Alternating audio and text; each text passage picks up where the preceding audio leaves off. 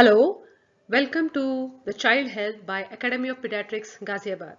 I am Dr. Vaishna Dobhal, practicing pediatrician in Vasundhara, Ghaziabad, and I will be presenting the second part of the obesity series, which involves taking care of the investigations of obesity and the treatment, which includes diet, exercise, and possible surgical options. Obesity does not run in families, but in families who do not run. What are the investigations to be done in obesity? Investigations are mainly done for the cause of obesity, as in congenital causes as well as endocrinological causes. Investigations are also done for the complications of obesity, as in hyperinsulinemia, where we do the fasting blood sugar, the postprandial blood sugar, the HbA1c, serum insulin levels, orthopedic x-rays in case the patient is showing any orthopedic problems like Blount's disease, slip capital epiphysis or scoliosis, lipid profile where we expect high triglycerides, low HDL levels in obese children, liver function test which can be deranged showing fatty liver changes. In adolescent females, tests for hirsutism and irregular menses and PCOD.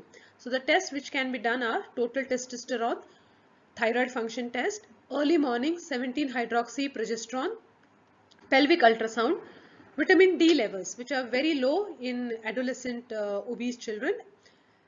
Then checking the blood pressure is very important in obese children, and we have the nomograms for less than 13 years and more than 13 years. Any blood pressure with a systolic of 120 to 130 by 80 after 13 years is considered elevated. So investigations for end organ damage like renal ultrasound, renal function test, urine protein, etc. And if the child is showing snoring or disrupted sleeping, daytime somnolence, then investigate with sleep studies. What does the treatment of obesity involve? Treatment of obesity is mainly diet and exercise. Diet should be, in general, non-sugary beverages have to be avoided. Lots of fruits, vegetables and whole grains, homemade food and low fat milk and low saturated fats. Healthy diet doesn't mean boring diet. Healthy diet has to be tasty. So what to do? What are the calorie requirements for children in different age groups? During the first 6 months, exclusive breastfeeding is recommended and complementary feeding should be delayed only after 6 months. No juices in bottles and no screen time till 2 years with at least 12 hours of sleep in children less than 2 years. In 2 to 4 years, we should involve 3 meals plus 2 snacks for these children, limited screen time and more play time. The same applies for 5 to 9 years of age group, 3 meals plus 2 snacks, which involves 3 servings of protein, 2 servings of dairy milk and 4 to 5 non-starchy vegetables. Avoid fast food and involve lots of outdoor activities. In this age group, we can have a little structured playtime like attending skating classes or maybe badminton classes, which are not necessarily involving children to play in the grounds. Adolescent group is a little difficult group because they have a mind of their own and they tend to skip meals and tend to overindulge in meals at one go. Plus, because of too much of screen time and mobile addiction, they tend to skip out on the sleep, and that also leads to a lot of obesity in adolescents. So what are the meal ideas? Preferably homemade meals.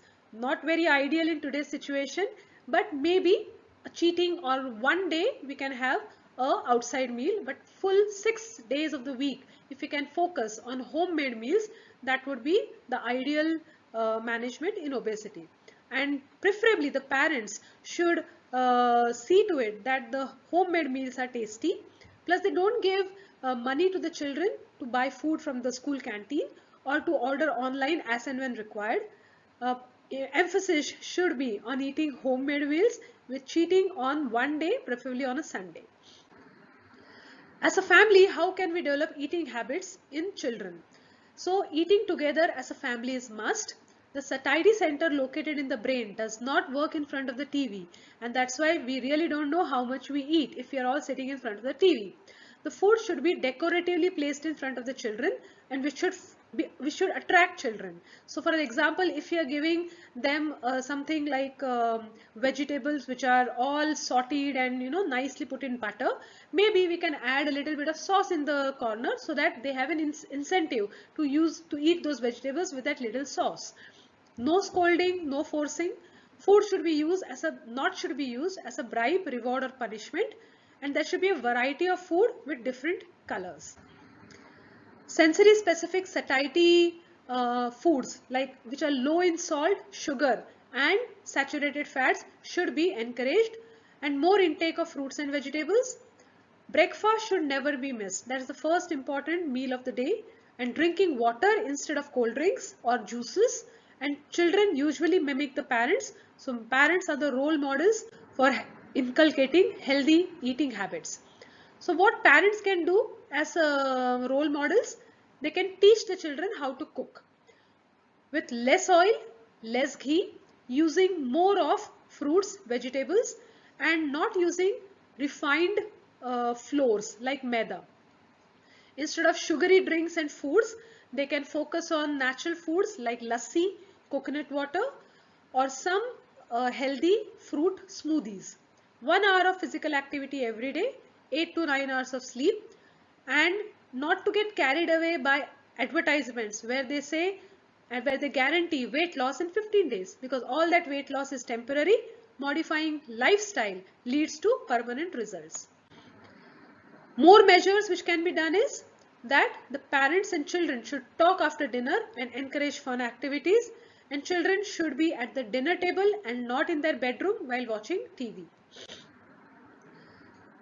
This is again the same summarization of what I had said earlier. Now what to pick up in exercise? It could range from moderate activities to vigorous activities to gymming, and better than all of this, natural playing in all the natural environment like parks, with friends and with family members. Moderate exercises can be basketball, brisk walking, bicycling, cycling, dancing, running, and vigorous can be martial arts, running. But exercise should be at least done 3 days a week and up to 1 hour every day. Gymming should be discouraged in adolescents up to the age of 16 years. The best investment we can ever make is our own health. Family support is very important for the kids to encourage them to eat healthy and to exercise daily. What is the role of medicine and surgery in obesity? Medicine has a very limited role in causing a weight loss in children. Very few medicines are FDA approved for children, and couple of them which I can tell you is Orlistat, which is recommended for after 16 years. Same with phentermine.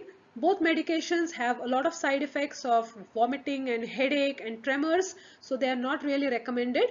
Topiramate is an anti-epileptic medicine but not FDA approved for weight loss in children.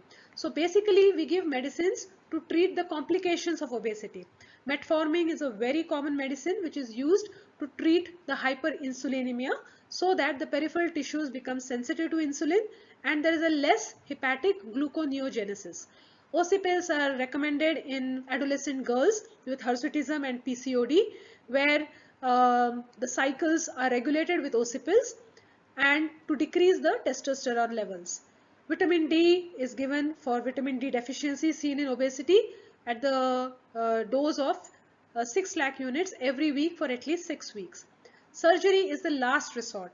Any obese child with a BMI of 35 kg per meter square and with moderate to severe comorbidities is a candidate for surgery, where bariatric surgery is the commonest surgery which is resorted to. So my take home messages are, from fat to fit, it is only two things: exercise and diet.